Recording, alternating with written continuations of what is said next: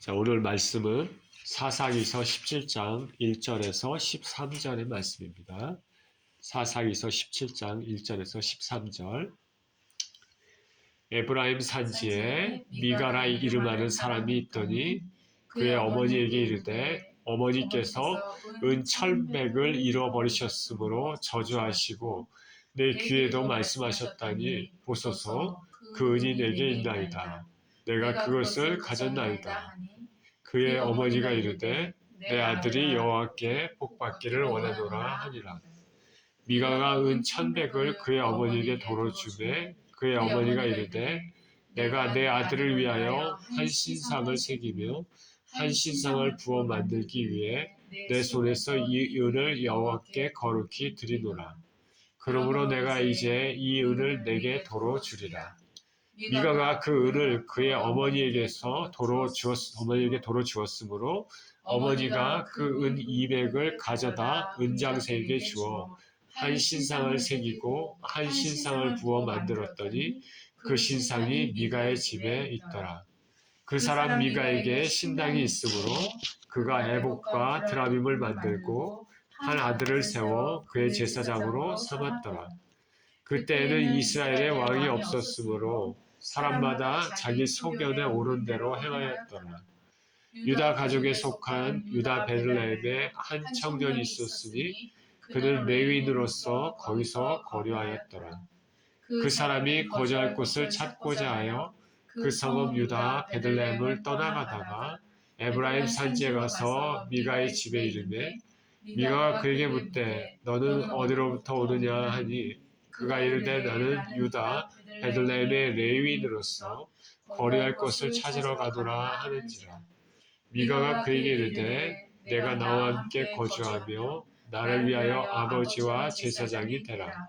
내가 해마다 은 10과 의복 1벌과 먹을 것을 주리라 하므로 그 레위인이 들어갔더라. 그 레위인이 그 사람과 함께 거주하기를 만족하게 생각했으니 이는 그 청년이 미가의 아들 중 하나같이 됨이라. 미가가 그 레위인을 거룩하게 구별하며 그 청년이 미가의 제사장이 되어 그 집에 있었더라. 이에 미가가 이르되 레위인이 내 제사장이 되었으니 이제 여호와께서 내게 복 주실 줄을 아노라 하니라. 아멘. 미가의 우상 숭배라는 제목으로 말씀을 나누겠습니다. 기도합니다. 존귀하신 아버지, 감사와 찬양을 드립니다.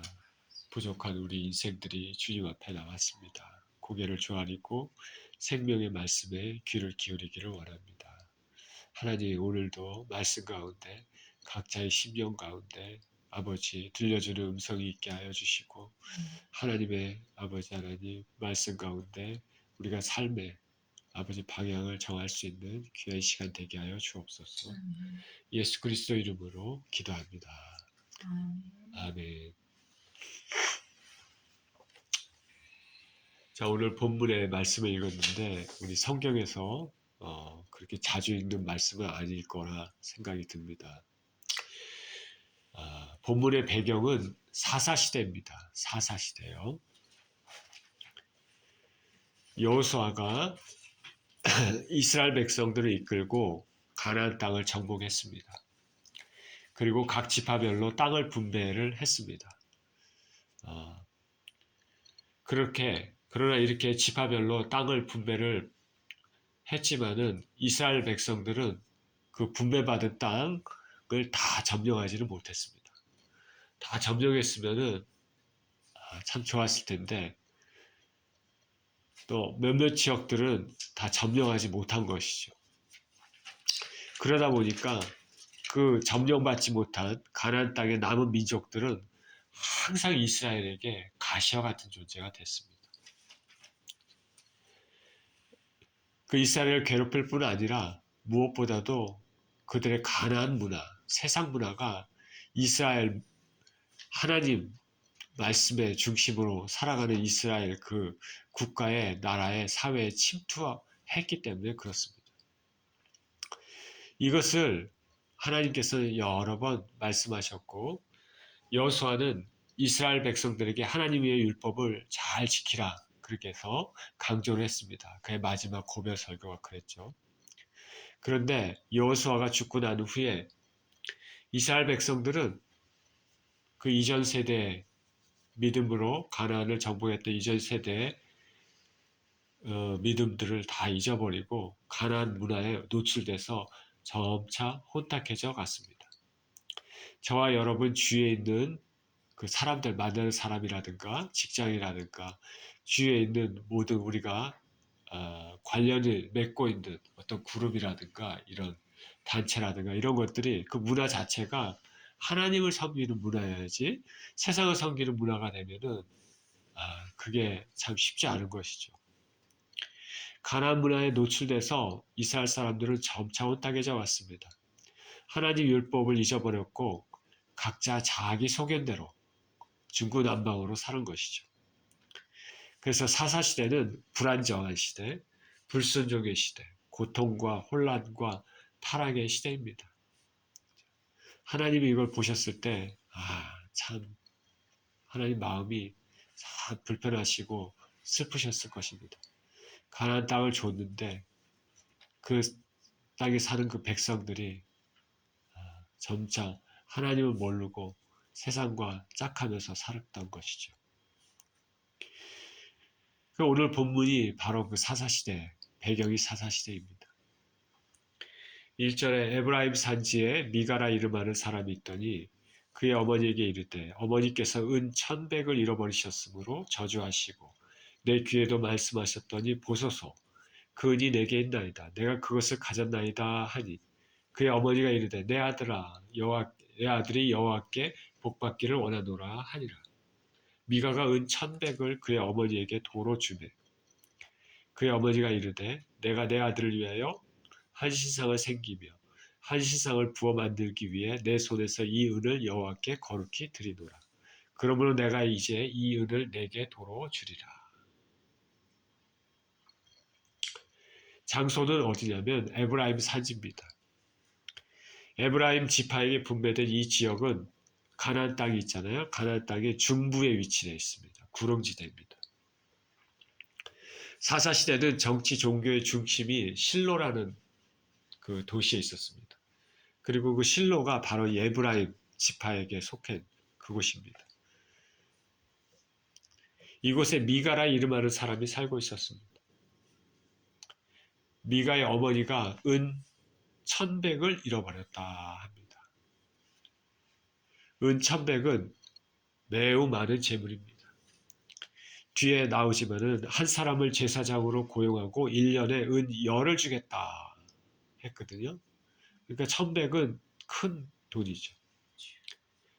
미가의 어머니는 돈을 잃어버리고 나서 훔친 도둑을 저주합니다.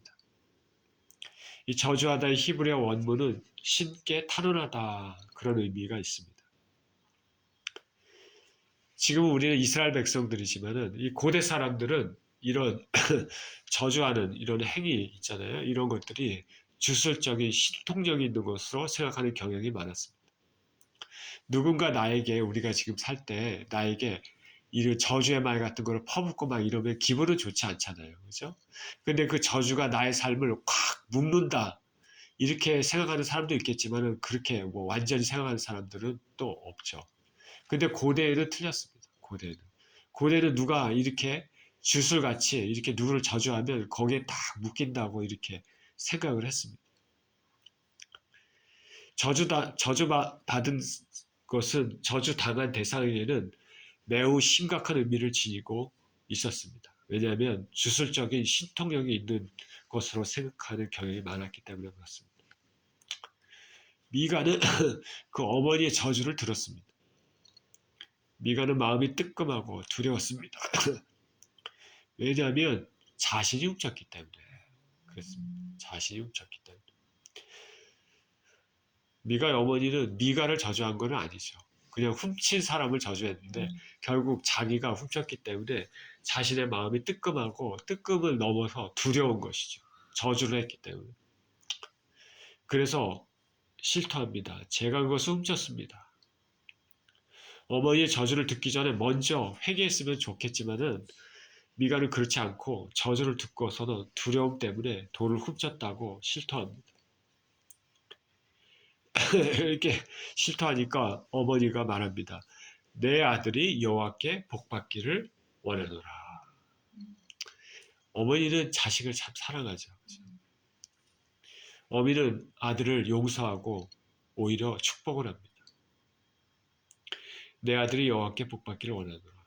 고대 사회는 말씀드린 것처럼 저주는 심각한 것으로 여겨져 있기 때문에 미가 어머니는 이제 축복을 함으로써 그 저주를 이렇게 탁 바꿔버리려고 하는 것이죠.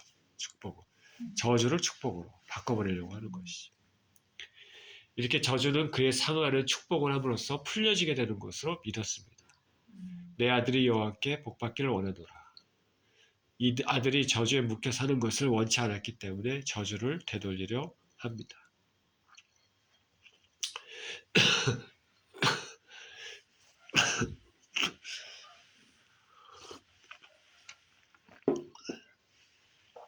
그런데 이미 본문에서도 우리가 느꼈듯이 이 저주를 하는 것과 되돌리려 하는 그 말들은 하나님 말씀에 의거한 것이 아니죠. 그렇죠? 하나님을 믿는 사람들은 이렇게 행동하지 않죠. 어머니도 그렇고 아들도 그렇고. 고대 사회에 있었던 미신에 근거한 말입니다. 불과 몇 세대 앞에 하나님을 경험했던 사람들과는 달리 하나님을 향한 온전한 신앙이 희석되어 있습니다. 하나님과 미신을 섞여서 믿는 것이죠. 오늘날 예수님을 믿는다고 말하면서 점집을 찾아다니는 것과 같은 것입니다. 은을 아들에게 돌려받았습니다. 어머니는. 그래서 아들을 위해 한 신상을 부어 만들겠다 하겠다고 생각했습니다. 이것도 이상하죠. 아들에게 은을 돌려받고 신상을 부어 만들겠다. 아들을 위해서. 어미의 자식 사랑은 대단하죠. 저주를 되돌리고 복을 받기를 원한다고 말하면서 이제는 신상도 부어 만들어 주겠다. 자식을 사랑하는 건 좋은데 사랑하는 방법이 잘못되었죠. 신상을 부어 만드는 행위는 우상 숭배입니다. 하나님이 율법을 통해서 그렇게 하지 말아라 했습니다.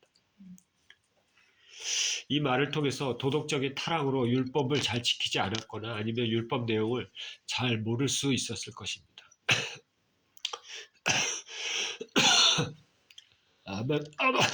아마도 둘 다였을 것으로 생각합니다. 그 어미가 말합니다. 이 은을 여호와께 거룩히 드리노라. 그리고 미가에게 돌려주었습니다. 어머니는 아들에 대한 저주를 풀기 위해서 신상을 만들면서도 그것을 하나님에 대한 신앙으로 여겼습니다. 이 참 이상하죠, 표현이. 이 은을 여호와께 거룩히 드리노라. 그러니까 이전 세대에 그 가나안을 정복했던 그 세대 하나님께서 하셨던 그 기적 이런 것들을 조상들로부터 얼마 지나지는 않았습니다. 사사시대이기 때문에. 그걸 들고 알고 있었는데 그 말씀에 대한 그거를 정확히 알고 있는 건 아니죠. 그냥 하나님에 대한 기적, 하나님의 기적과 이적들 이런 것들을 알고는 있는데 정확히 알고 있는 건 아니죠. 모세가 율법을 이스라엘 백성들에게 가르쳤습니다. 그렇죠? 율법에 많은 조항들이 있는데 그 조항들에 대해서 대충은 뭐 어느 정도는 그냥 들어서 알고 있지만 구체적으로는 정말 어느 정도를 알고 있었는지 모르지만은 잘 알고 있지는 못하는 것이죠. 그러니까 신앙이 그 하나님에 대한 것과 세상에 대한 거에 막 짬뽕돼서 이상한 신앙이 돼버린 것이죠. 그러니까 당시에 이스라엘 사람들이 행하고 있었던 영적으로 무지하고 부패한 행위입니다. 지금 교회에 우리가 예배 드리면서 하나님을 섬기고 있지만 이런 사람들이 있습니까? 영적으로. 이런 사람들이 가끔 있죠. 하나님을 알지만 온전히 알지 못하고 신앙생활을 하는 것이죠. 1년에 한 번 교회에 출석합니다. 그러면서 당신의 종교가 뭐냐? 기독교입니다. 이렇게 얘기하는 사람이 있습니다. 나는 크리스찬입니다. 입술로 예수님 믿는다고 하지만은 밖에 나가면은 세상 사람하고 전혀 구별이 안 되는 그런 삶을 살면서 나는 구원을 얻었다 생각하는 것, 이런 것들도 다 이런 신앙에 속하는 것입니다.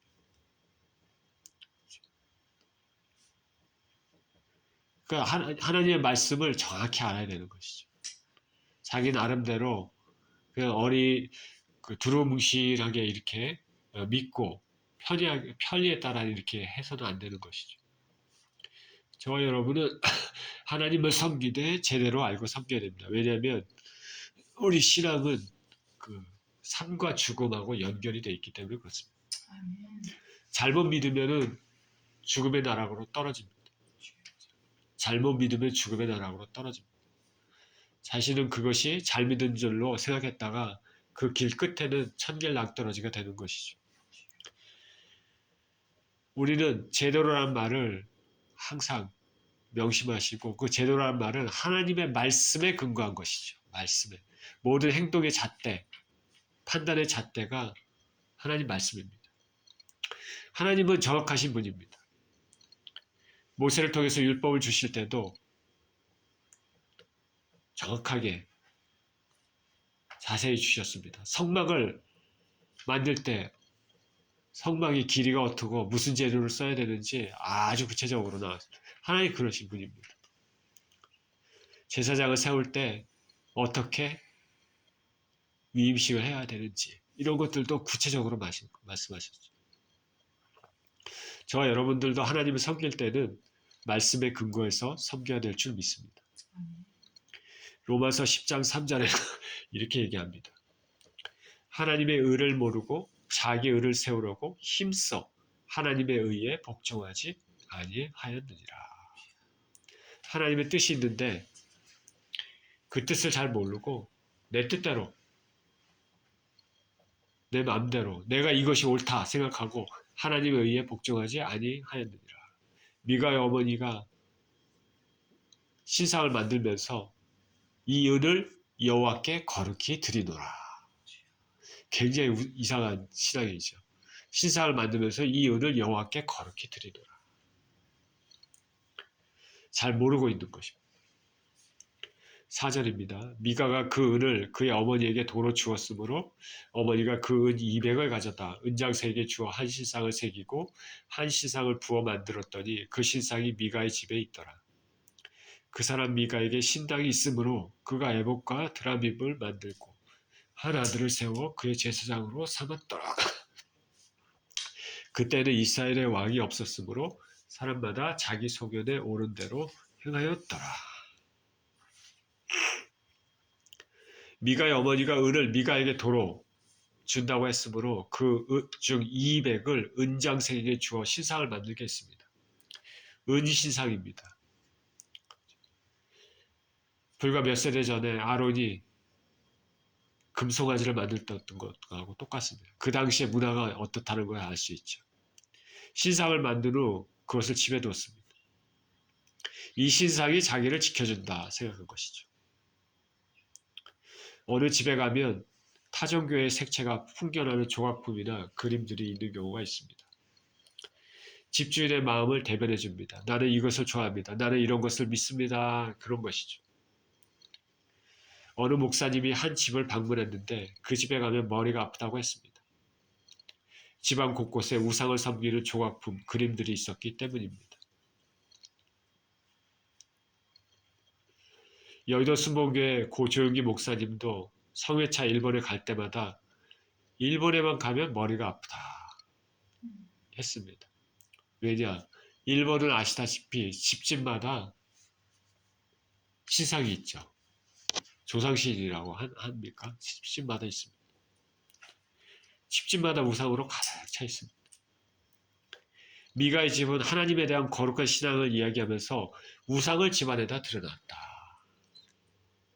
사단은 이제 그 우상을 통해서 이 집에 역사하는 것이죠. 저와 여러분 외적인 우상들을 그렇지 않을 거라 생각하지만은 외적인 우상들은 다 이렇게 버리셔야 되죠. 다. 그리고 또한 우리 내면 안에 있는 그런 우상들도 다 버리셔야 됩니다.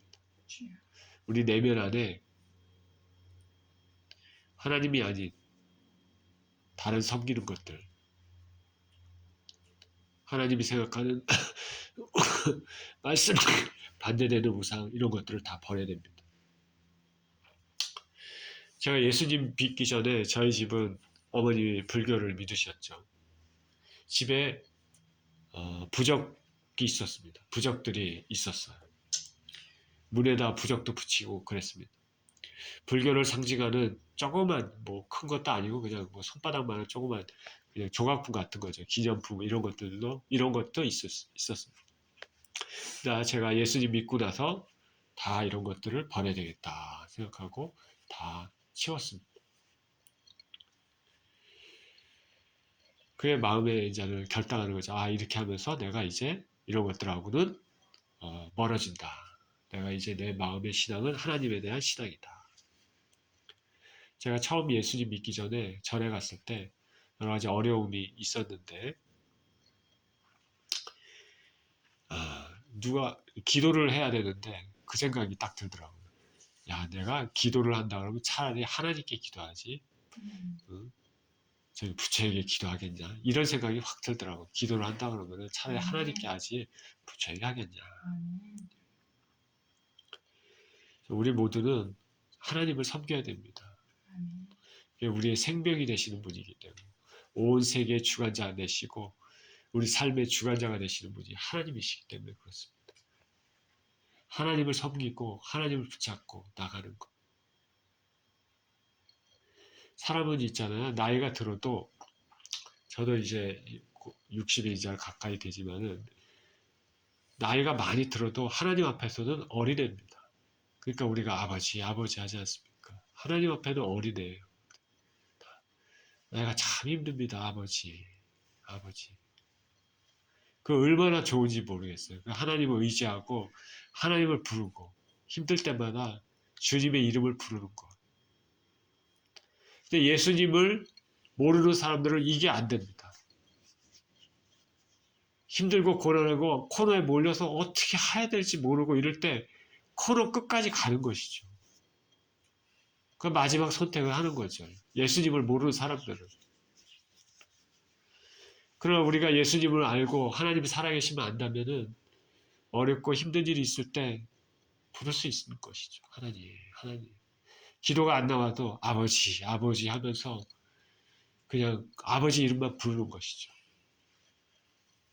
그러면 주님께서 내 딸아, 내 아들아 기도를 들으시고 은혜를 주실 줄 믿습니다.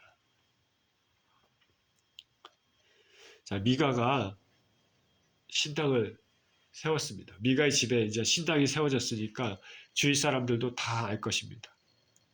이 신당은 하나님의 법궤가 안치되어 있는 실로에서 멀지 않는 에브라임 산지에 있었습니다. 아까 실로가 중심지라고 얘기했죠. 그 중심지에는 하나님의 법궤가 있습니다. 거기서부터 얼마 멀지 않은 곳에 이 미가의 집이 있는데 거기에는 신당이 세워졌다. 그러니까 실로가 온전한 하나님의 신앙의 중심지 역할을 하지 못하고 있음을 알 수 있습니다.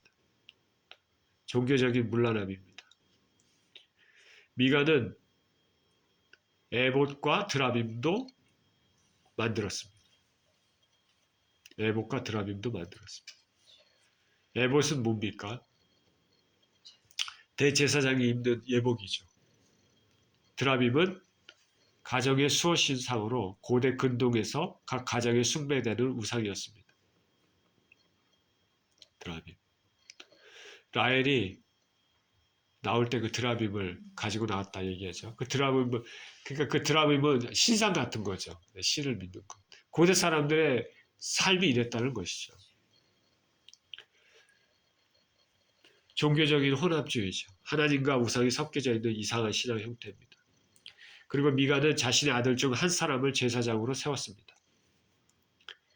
제사장은 하나님께서 친히 레위 지파 사람들 중에서도 아론의 자손들에게만 할 수 있다고 하셨는데 아무나 할 수 있는 것이 아닌데 그런데 미가는 에봇도 만들고 제사장도 자신이 손수 세우는 범죄를 하고 있습니다.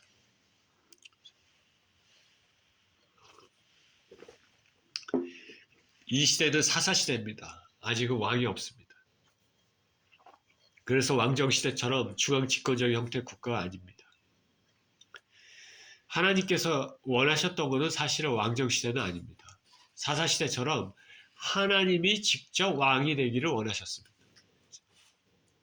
근데 사람들은 하나님보다는 이제 우리가 인간 다른 이방 나라처럼 인간 왕이 세워졌으면 좋겠다.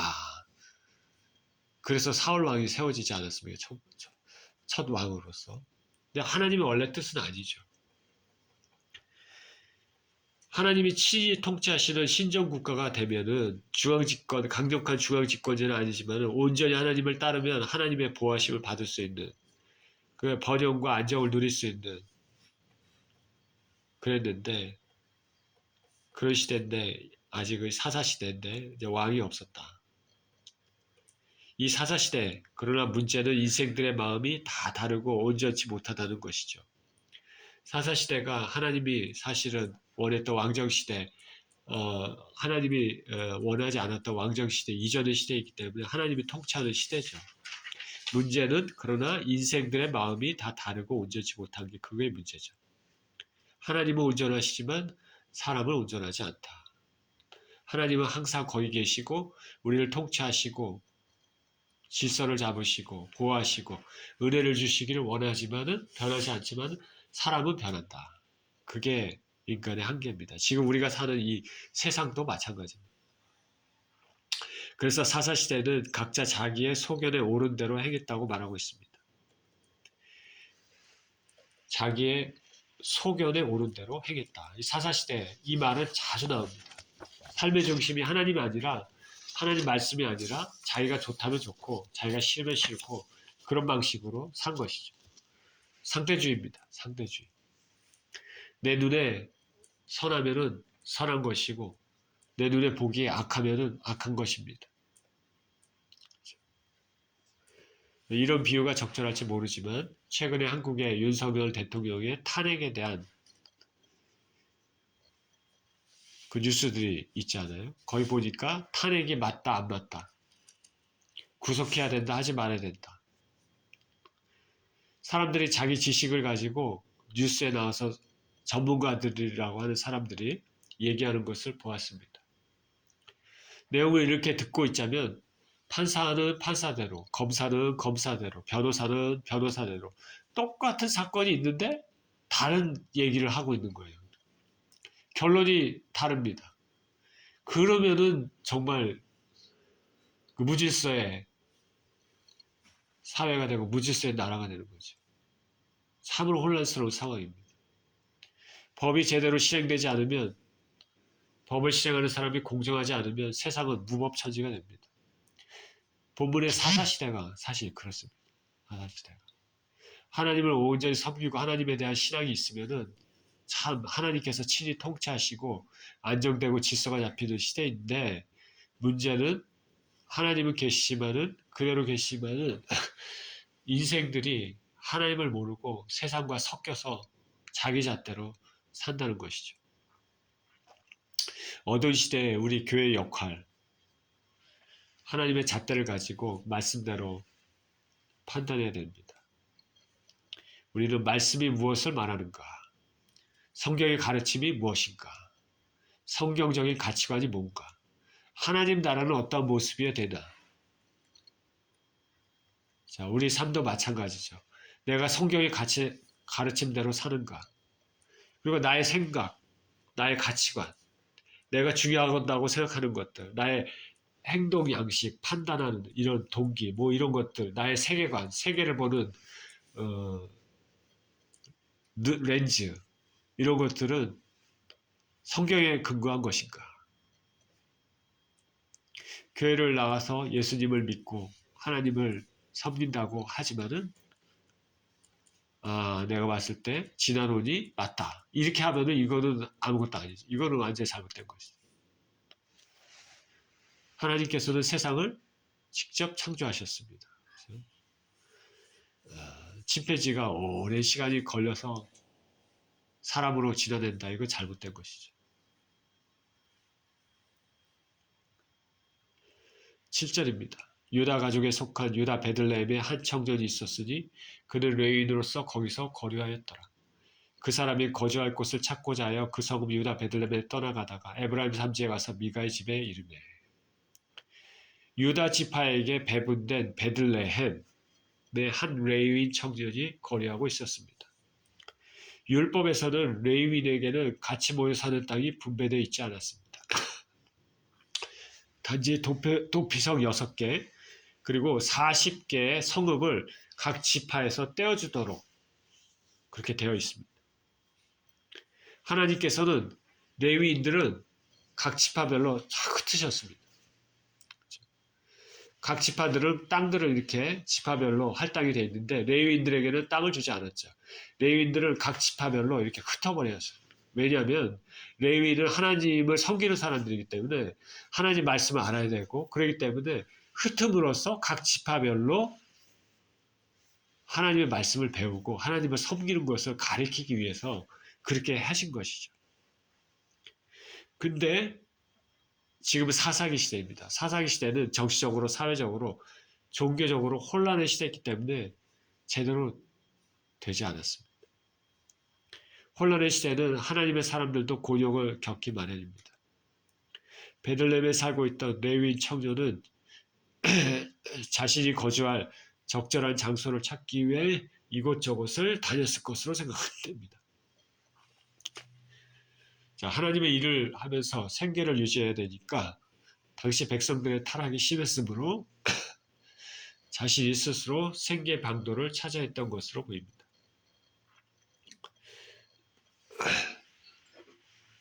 이렇게 되면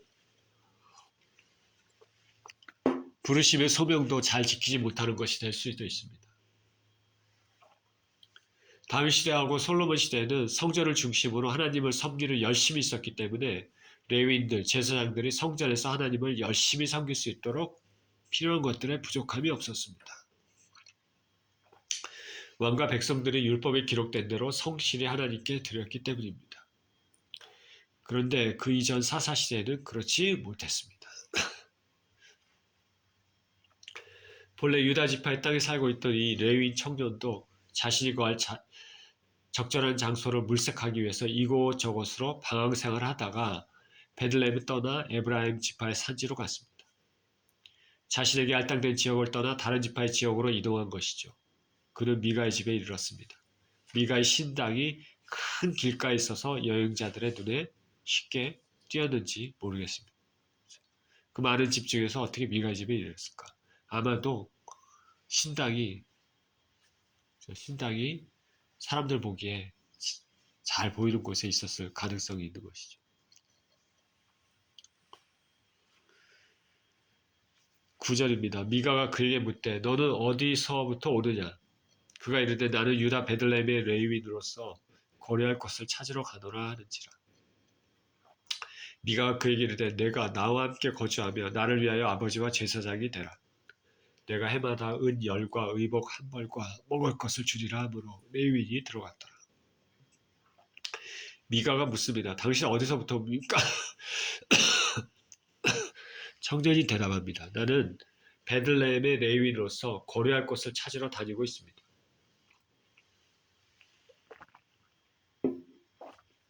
미가는 이 청년이 레위인이라는 것을 알자 즉시 그에게 제안을 합니다. 나와 함께 거주하며 나를 위해 아버지와 제사장이 되라.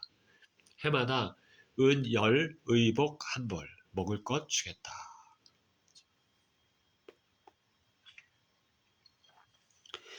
미가는 레위인의 가문에서 제사장이 될 수 있다는 것을 알고 있는데 이 레위인을 자신의 집의 제사장으로 만들려고 합니다. 그러니까 미가는 그 어머니도 마찬가지지만은 말씀을 알고는 있지만은 또 정확히 알고 있지는 않고 그리고 말씀도 자기 마음대로 이렇게 해석을 합니다. 처음에는 자기 아들을 제사장으로 세웠죠. 마음대로. 그런데 이제는 레위인이 나타났으니까 자기 아들보다는 이제 레위인을 세우는 게 좋겠다 하고 또 이렇게 세우는 거죠. 제사장은 성막에서만 하나님께서 섬길 수 있도록 하셨고 그 다음에 아론의 자손들만 제사장이 될 수 있습니다. 레위 지파 중에 아론의 자손들만.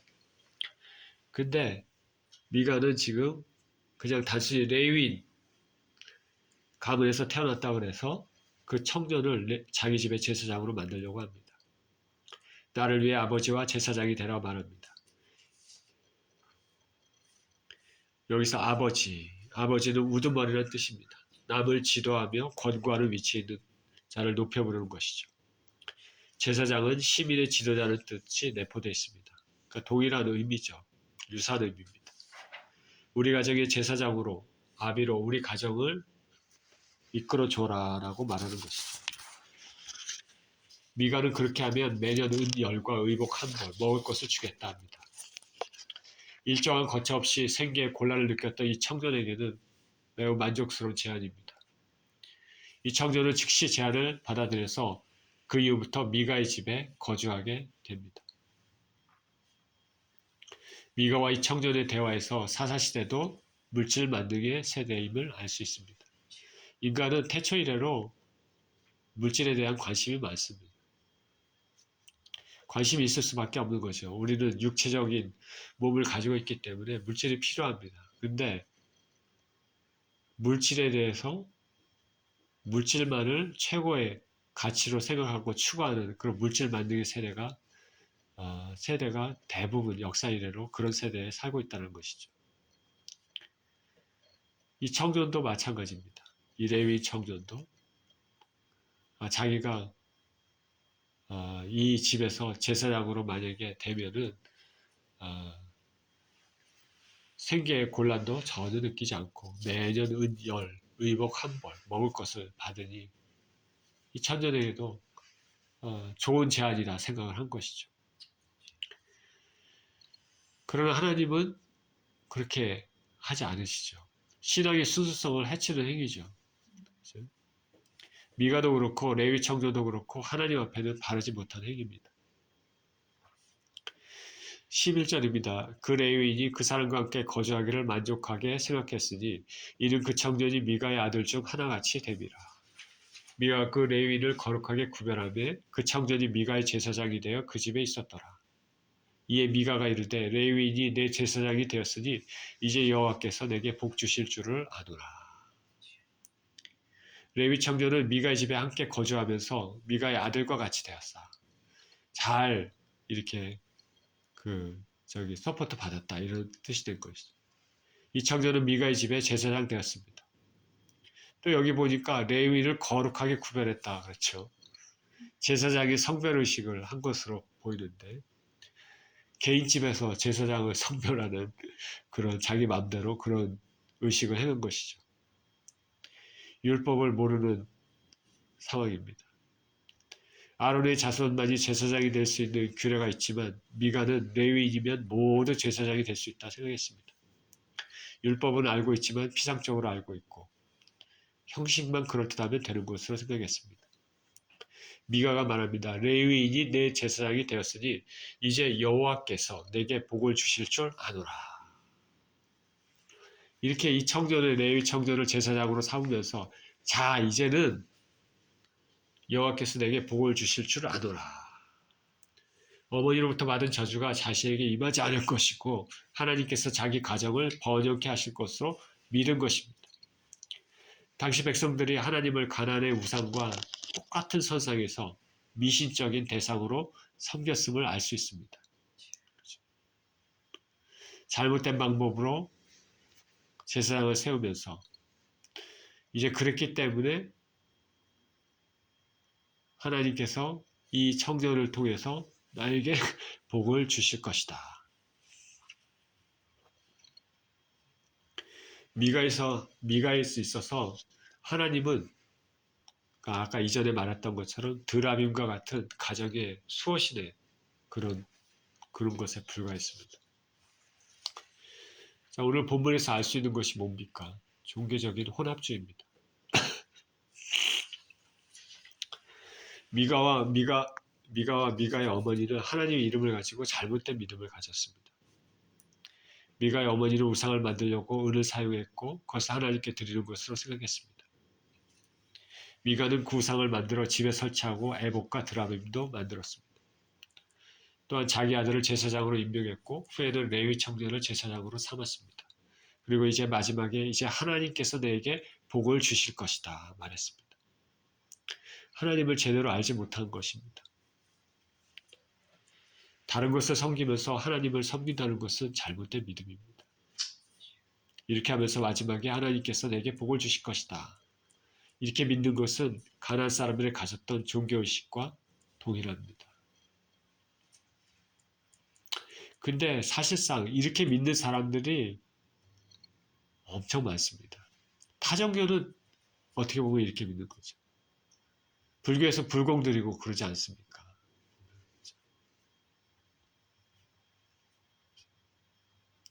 많은 종교가 이렇습니다.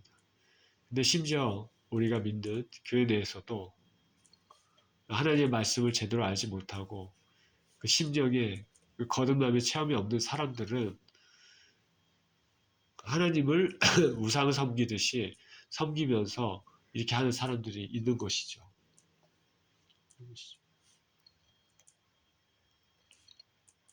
내가 이렇게 하면은 하나님께서 이렇게 하실 것이다. 만약에 하나님께서 이렇게 하지 않으면 나는 교회를 떠날 수도 있다. 하나님을 떠날 수도 있다.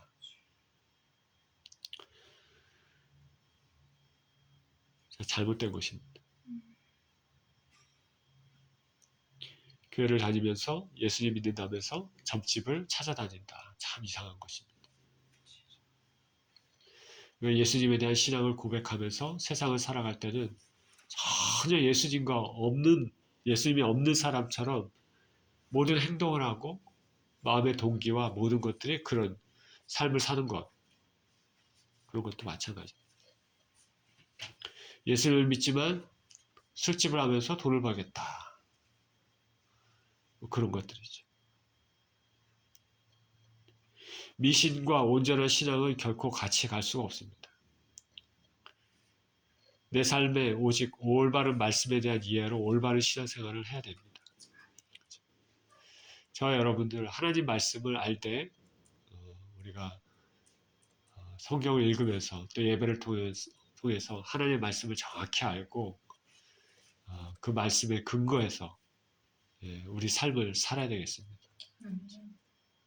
그래서 이상한 신앙이 아니라 온전한 하나님 신앙, 하나님만 믿고 섬기는 그런 신앙. 이 미가처럼 엉뚱하게 섬기면서 하나님께서 내게 복을 주실 것이다. 그런 것이 아니라 하나님을 바로 섬기고 하나님 말씀대로 하나님이 기뻐하시는 방법대로 하나님을 섬기면서 우리 삶의 모든 것들을 하나님께 맡기는 저와 여러분 모두 되시기를 예수 그리스도 이름으로 축원드립니다. 기도하겠습니다. 생명의 주님 감사와 찬양을 드립니다. 하나님 우리 아버지 오늘 말씀을 보면서 세상의 가치관 이런 것들이 아버지 하나님 말씀과 뒤섞여서 말씀을 제대로 알지도 못하고 대충 알고 또 세상 방식과 섞여서 하나님 이상한 신앙으로 아버지 하나님 표현되는 것을 아버지 보았습니다. 하나님 아버지 우리 삶에 하나님 우리 주 예수 그리스도를 통하여 하나님께 나갈 때 우리가 온전한 말씀을 알고 아버지 하나님 말씀을 알 때 정확히 알고 아버지 세상적인 것은 다 제외하고 순수하게 오직 순수한 신앙을 가지고 하나님 앞에 나아가서 그 하나님과 교제하며 또 하나님이 주시는 그 축복을 받고 그렇게 사는 우리 모두 될 수 있도록 주님 은총을 내려 주시옵소서. 감사드리며 예수 그리스도 이름으로 기도합니다. 아멘.